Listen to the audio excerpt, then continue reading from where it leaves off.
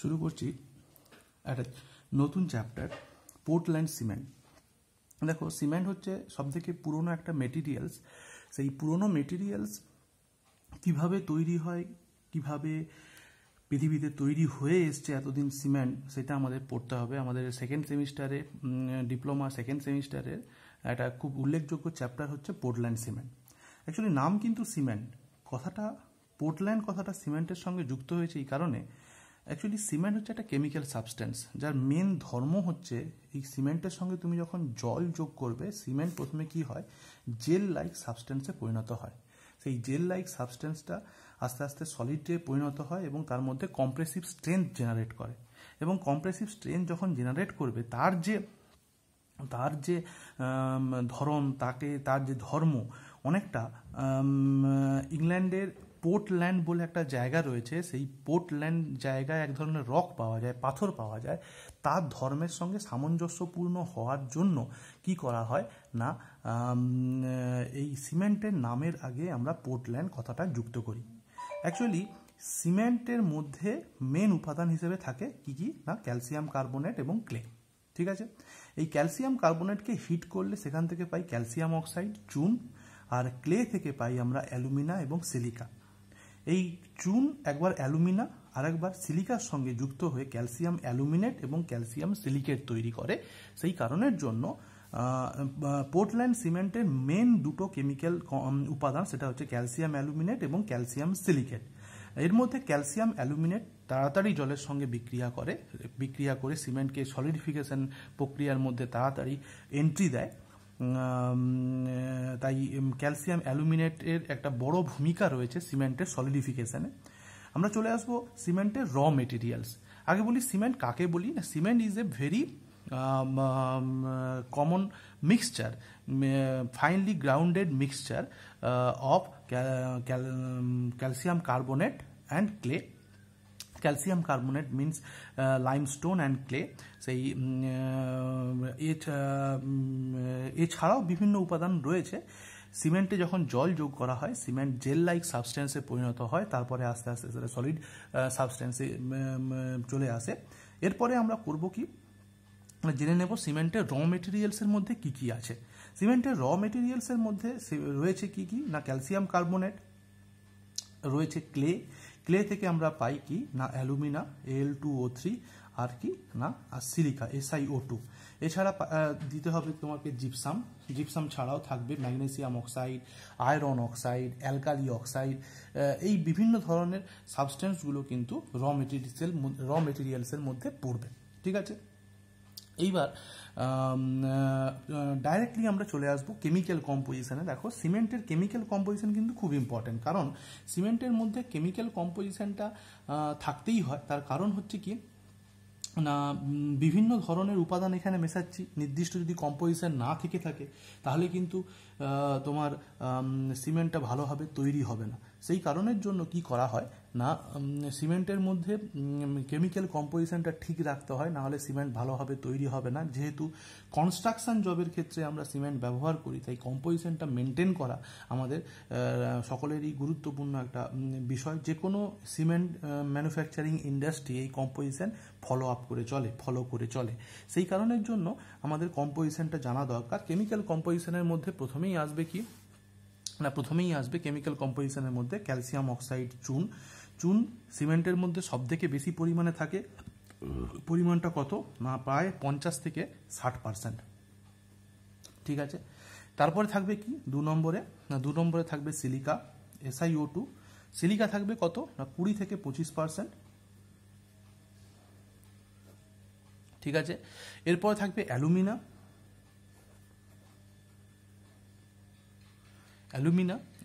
থাকবে 5 থেকে 10%।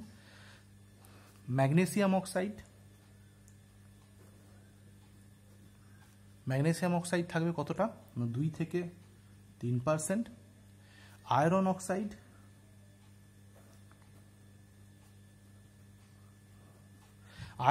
সাধারণত Fe2O3 থাকে, এর মধ্যে থাকবে কত না 1 থেকে 2%। থাকবে সালফার ট্রাই অক্সাইড 1 থেকে 2%। Alkali oxide, alkali metal oxide,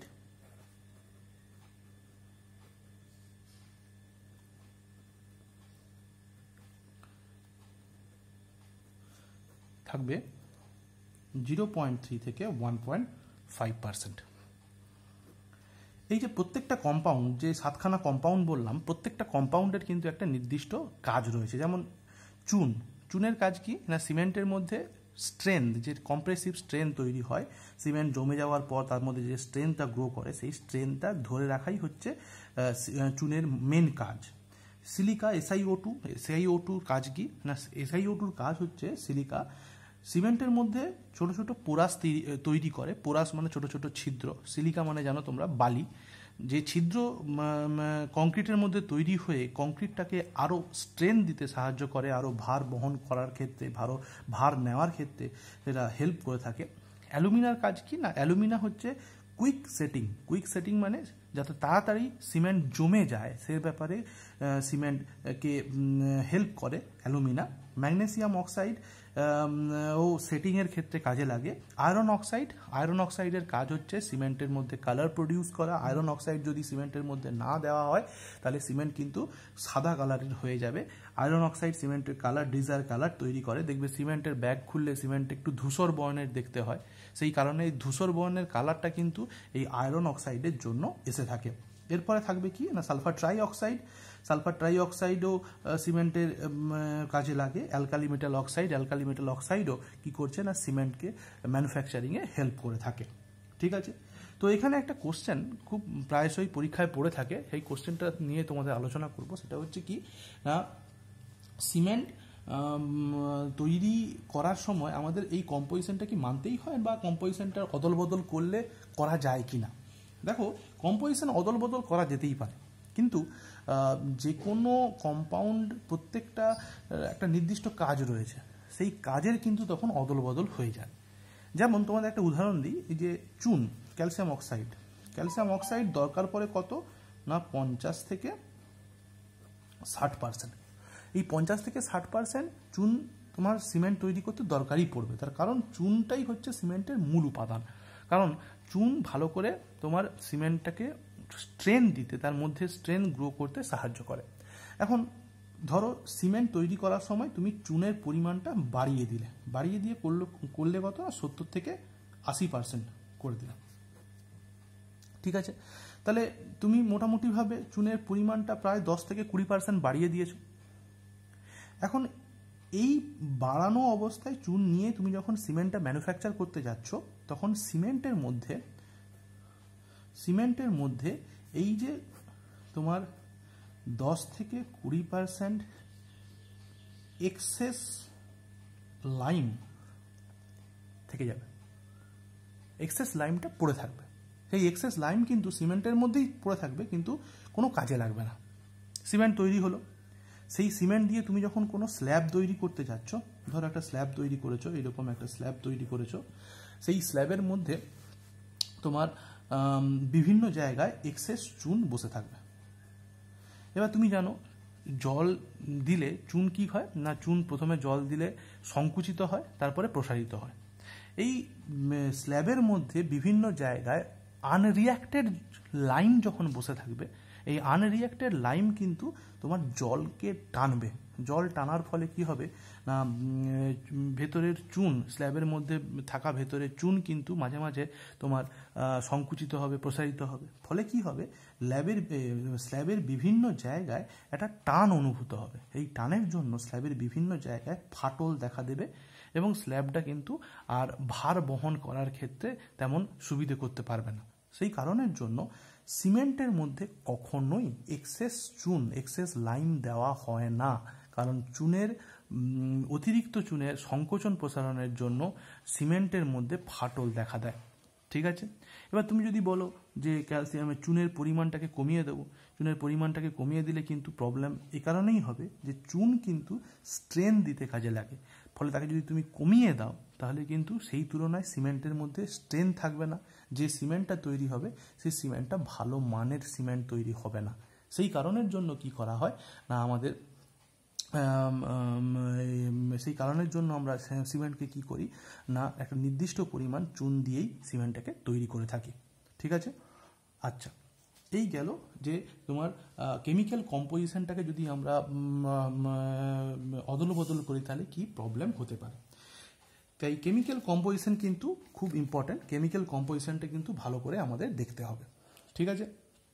আচ্ছা, এরপরে চলে আসবো কি না, এরপরে চলে আসবো ম্যানুফ্যাকচারিং প্রসেস। ম্যানুফ্যাকচারিং প্রসেস, দেখো ম্যানুফ্যাকচারিং প্রসেসটা খুব ইন্টারেস্টিং। সিমেন্টের ম্যানুফ্যাকচারিং প্রসেস দুটো প্রসেসে হয়ে থাকে। নাম্বার 1 ওয়েট প্রসেস, নাম্বার 2 হচ্ছে ড্রাই প্রসেস। ওয়েট প্রসেসটা কোথায় আমরা ইউজ করি না, মেনলি ওয়েট প্রসেসটা কিন্তু আমাদের দেশে ইন্ডিয়াতে অথবা ইউরোপে ইউজ করা হয়।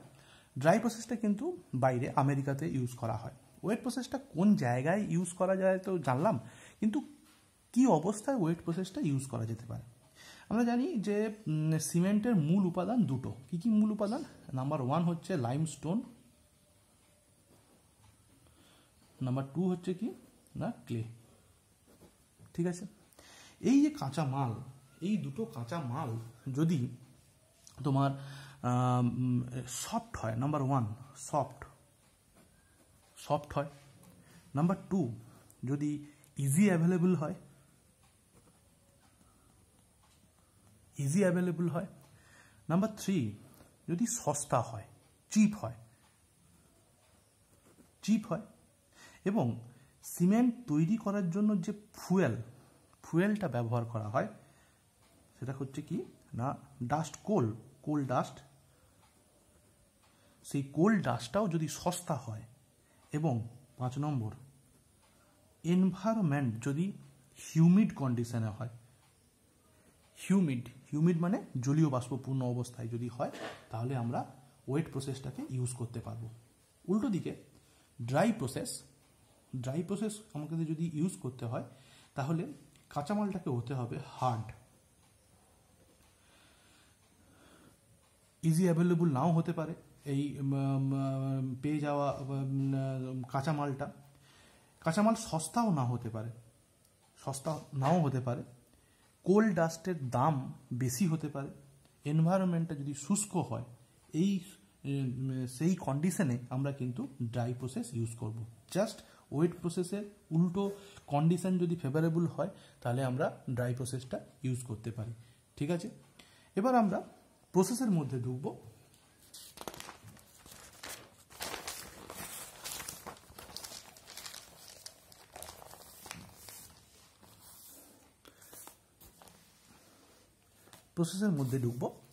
দেখো ড্রাই প্রসেস, ওয়েট প্রসেস, দুই ক্ষেত্রেই কিন্তু আমরা যে পরিমাণটা নেব সেই পরিমাণটা কত না limestone is to clay, this is 3:1। Dry প্রসেসে 3:1 অনুপাতে নেওয়ার পর একে কি করা হয়, আমরা একটা মেশিনের মধ্যে লাইমস্টোন এবং ক্লেকে পাঠাই। মেশিনটার নাম হচ্ছে বল মিল হচ্ছে একদিক বন্ধ করা একটা পাইপের মতো সাবস্ট্যান্স, যার মধ্যে লাইমস্টোন, বড় বড় পাথর, তার সঙ্গে ক্লে মিশিয়ে তার মধ্যে ছোট বড় বিভিন্ন মাপের লোহার বল ভরে দেওয়া হয়। ভরে দিয়ে উল্টো দিকে মুখটা সিল করে দিয়ে এই পাইপটাকে বারবার ধরে ঘোরানো হয়। ঘোরালে কি হবে, এই লোহার বলগুলো এই লাইমস্টোন এবং ক্লের উপর আঘাত করবে, এবং যত আঘাত করবে তত কি হবে না এগুলো গুঁড়ো হবে। গুঁড়ো হওয়ার পর মিক্সচার হওয়ার পর যে মিক্সচারটা বেরিয়ে আসবে তার নাম হচ্ছে র মিল। ঠিক আছে। উল্টো দিকে ওয়েট প্রসেসে কি করা হয়, প্রথমে লাইমস্টোন এবং ক্লে, ঠিক আছে, এই লাইমস্টোন এবং ক্লে দুজনকেই ভালো করে জল দিয়ে ওয়াশ করা হয়, ওয়াশ উইথ H2O। ওয়াশ করার পর কি হচ্ছে না, ওয়াশ করার পর আমরা তারপরে একে একসঙ্গে মিক্সচার তৈরি করি। তোমরা জানো যে জল দিয়ে যদি লাইমস্টোনকে তুমি ওয়াশ করো তাহলে লাইমস্টোনের মধ্যে জল ঢুকে যাবে, জল ঢুকে যাওয়ার ফলে যে মিক্সচারটা তৈরি হবে সেটা একটু পেস্ট লাইক সাবস্টেন্স হবে। সেই কারণের জন্য এই মিক্সচারটাকে বলি আমরা স্লারি, SLURRY। যেহেতু ওয়েট প্রসেসে যেহেতু এই প্রসেসটায় আমরা জল ব্যবহার করছি, সেই কারণের জন্য প্রসেসটাকে বলছি আমরা ওয়েট প্রসেস। ঠিক আছে। আচ্ছা, স্লারির মধ্যে প্রায় 40% থাকে কি না জল, যে জলটা কিন্তু র মিলের মধ্যে থাকে না। বেসিক্যালি কিন্তু র মিল আর স্লারি একই জিনিস, ডিফারেন্সটা কোথায় না এর মধ্যে 40% জল থাকে, এর মধ্যে থাকে না। ঠিক আছে। এরপরে আমরা একটা স্পেশাল টাইপ অফ অ্যারেঞ্জমেন্ট করি। সেই অ্যারেঞ্জমেন্টটা কি? সেই অ্যারেঞ্জমেন্টটা জেনারেলি সমস্ত সিমেন্ট ইন্ডাস্ট্রিতেই করা হয়ে থাকে। আমি ফিগারটা আঁকছি, ফিগারটা একবার দেখো। একটা বড় হপার থাকে, হপারের নিচে একটা কনভেয়ার বেল্ট থাকে দাঁতের মতো দেখতে। এই কনভেয়ার বেল্টটা সবসময় ঘুরে চলেছে। এরপরে একটা ইনক্লাইন ভাবে রাখা একটা নল, যার শেষ প্রান্তে একটা আউটলেট রয়েছে, আর নলের ওপরে একটা জায়গা রয়েছে যে জায়গা থেকে আমরা কোল ডাস্টকে আমরা পাঠাচ্ছি, দেখতে পাচ্ছ নিশ্চয়ই। এবং কোল ডাস্টটাকে কি করছি না বার্ন করছি। বার্ন করার পর যে তাপটা উৎপন্ন হচ্ছে সেই তাপটাকে আমরা প্রচণ্ড হাওয়া দিয়ে, প্রচণ্ড এয়ার পাস করিয়ে সেই হট এয়ার থেকে বার্ন করছে ঠিক উল্টো দিক দিয়ে। এবং উপর থেকে নেমে আসছে কি না, যদি আমরা ড্রাই প্রসেস ব্যবহার করি তাহলে র মিলটা নেমে আসছে, আর যদি ওয়েট প্রসেস ব্যবহার করি তাহলে আমরা স্লারিটাকে নেমে আসতে দেখব। আস্তে আস্তে নেমে আসছে। নেমে আসার পর এখানে কিন্তু এই কনভেয়ার বেল্টটা চলছে। কনভেয়ার বেল্টটা চলার ফলে আস্তে আস্তে এই সাবস্টেন্সগুলো নিচের দিকে নামছে। এই যে জায়গাটা, এই জায়গাটাকে বলি আমরা রোটারি ক্লিন। ঠিক আছে, এই জায়গাটাকে বলি আমরা রোটারি ক্লিন। এই রোটারি ক্লিনের মধ্যে কিন্তু ম্যাক্সিমাম রিয়াকশানটা হয়ে থাকে। এই রোটারি ক্লিনের মধ্যে যেহেতু হট এয়ার পাস করানো হচ্ছে, এই রোটারি ক্লিনের মধ্যে জায়গাটাকে আমরা 3টে ক্যাটাগরিতে ভাগ করি।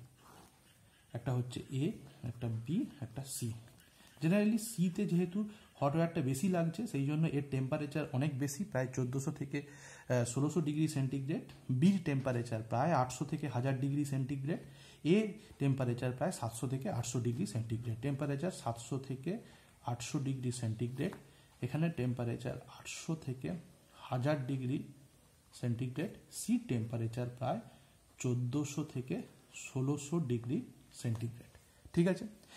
এই যে ডিফারেন্ট টেম্পারেচারে ডিফারেন্ট রিয়াকশান হয়ে থাকে। কি ডিফারেন্ট রিয়াকশান হয়ে থাকে না, প্রথমে number 1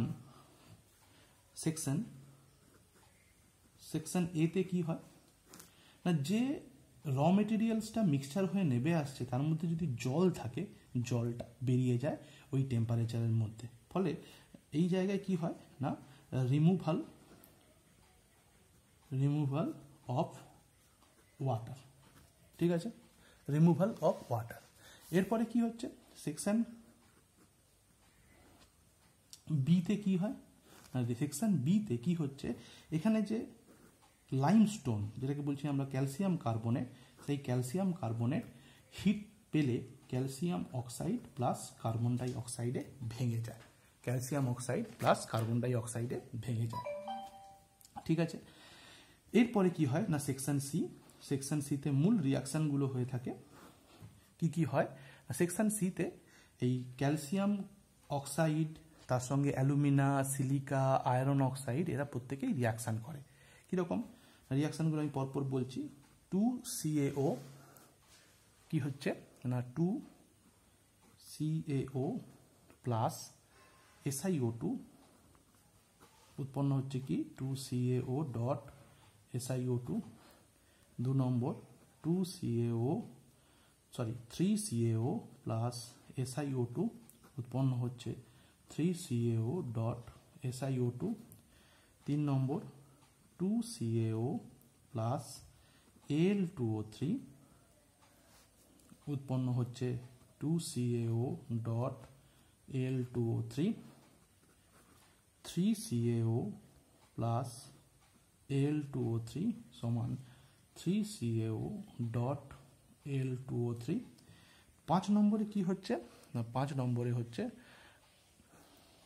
4CaO dot Al2O3 dot নয় প্লাস প্লাস Fe2O3 তৈরি হচ্ছে 4CaO dot Al2O3 dot Fe2O3।